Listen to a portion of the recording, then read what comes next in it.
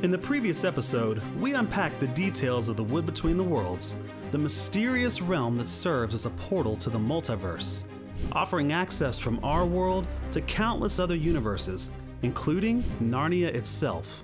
However, as we discussed in part 1 of this series, for everything that we learn about this realm of silvery pools, there are just as many questions and theories lurking just beneath the surface.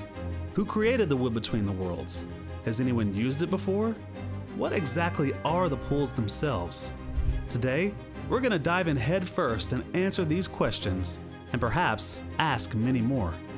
But before we do, I need to offer a disclaimer.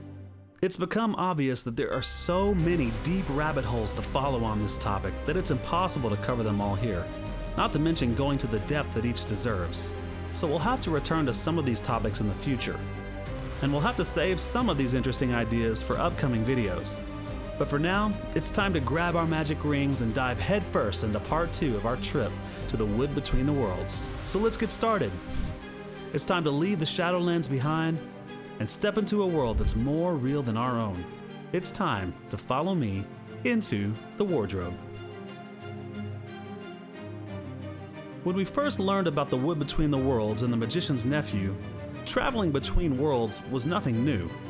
Whether it was stepping through a magical wardrobe, swimming into a painting, crawling through an enchanted cave, or any number of other ways, people from our world had been suddenly finding their way to Narnia more often than one would expect. Yes, after 5 books filled with epic adventures in the land of Narnia, readers were familiar with the fact that there was a Narnian universe that was totally separate from our own, yet somehow also strangely connected. This parallel universe was one that could be reached by humans, though the access was unpredictable, seemingly random and totally beyond human control. Just because one found their way into Narnia once, didn't mean they could do it again, and certainly not whenever they chose. But then, the prequel of The Magician's Nephew was released, and everything we thought we knew was turned on end.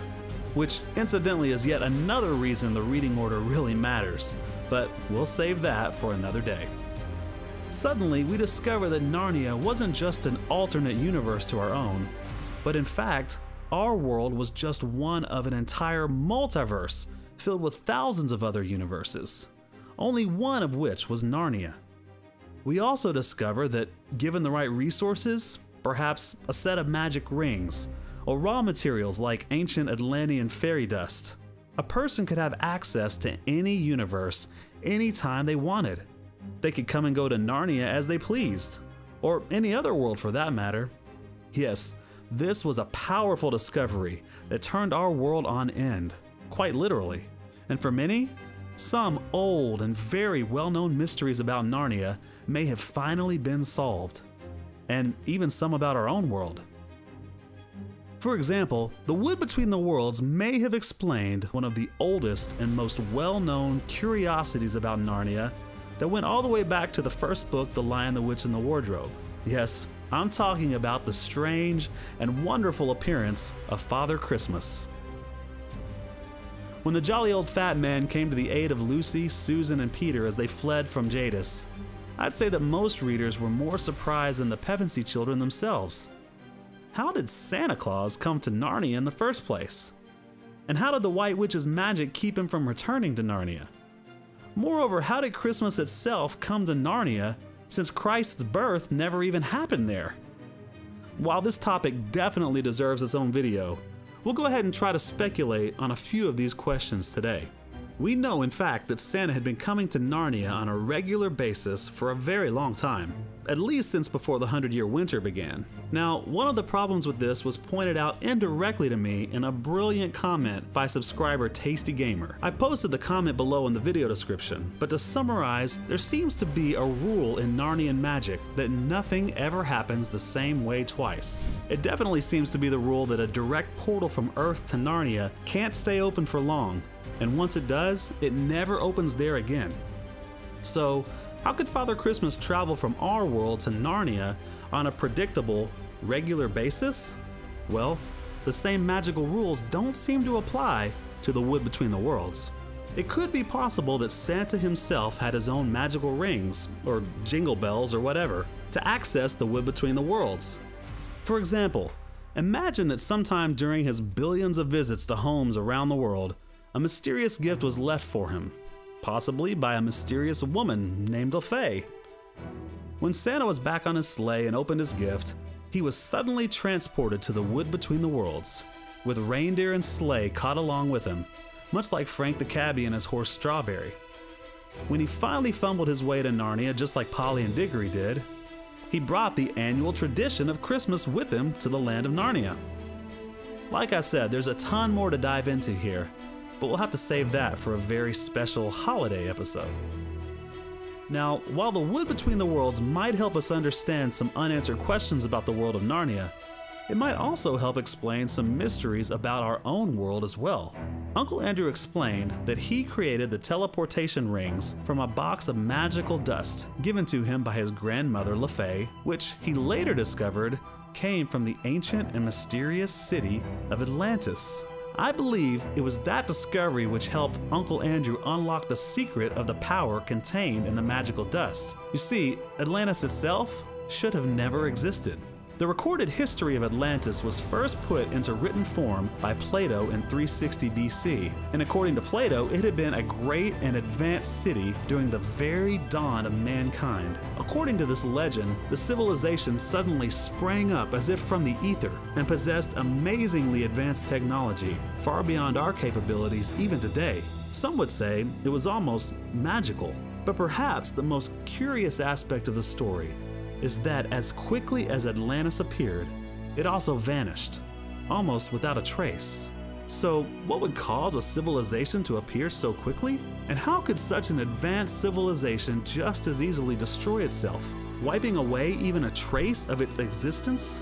I believe Uncle Andrew realized that Atlantis didn't begin or end here on Earth. Instead, what if Atlantis was a trans-dimensional, nomadic society, a civilization that hopped from world to world, universe to universe, inhabiting a quiet, peaceful planet so long as the native civilization was too sparse or too undeveloped to threaten them?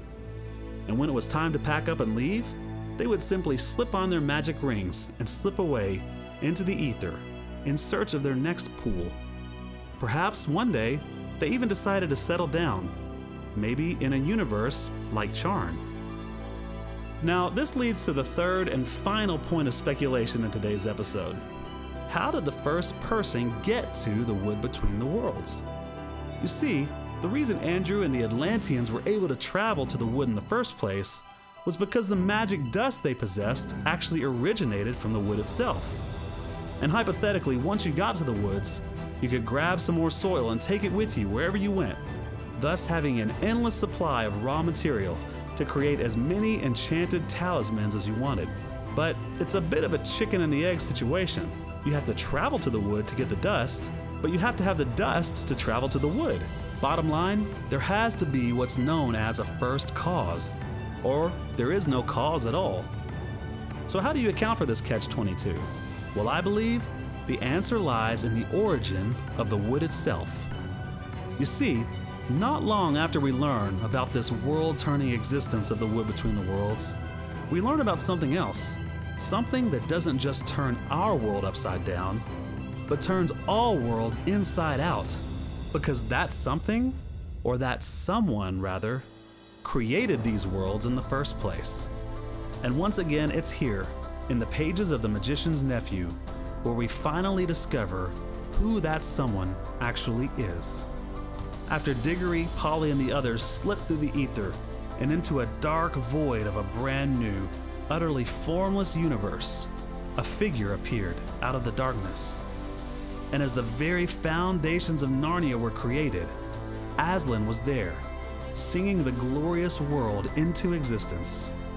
You see, while left to our own powers and limitations, it may seem impossible for a person from our world or from any world to access a place as rich and powerful as the wood between the worlds. But just as Polly and Diggory discover, we don't have to be left to our own powers and limitations. For there is one who created not only Narnia, but every other world that shimmers in those rippling pools of the wood between the worlds, which was also created by that same person. And suddenly, we don't have to search for the seemingly impossible first cause, because He is the first cause. So while we may say for us it may be impossible, we can also know that with Him, nothing is impossible. Well, that's all the time we have for today. Thanks for taking this unusual journey with me these last few weeks. I'm looking forward to getting some new episodes out soon, and I'd love to hear from you. Tell me what you'd like to see us cover next. And be sure to subscribe so you won't miss out. I look forward to seeing you next time as we take another journey into the wardrobe.